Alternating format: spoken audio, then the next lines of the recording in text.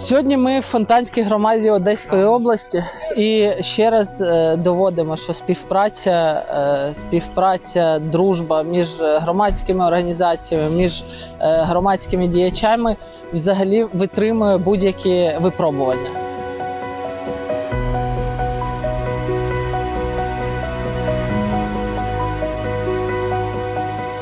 Я дуже вдячний Кримському фронту, дуже вдячний цій дружбі, цьому постійному, сталому партнерству.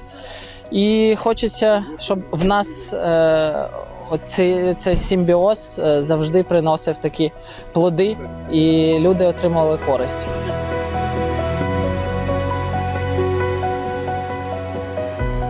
Сьогодні в нас пройшов захід видачі гуманітарної допомоги від Кримського фронту, від наших друзів, які нам допомагають, мешканцям корінним, які потребують допомоги на даний такий час в нашій державі. Дуже прекрасно, що хлопці в такий тяжкий час, коли потрібно допомагати на фронті, допомагають ще звичайним пенсіонерам.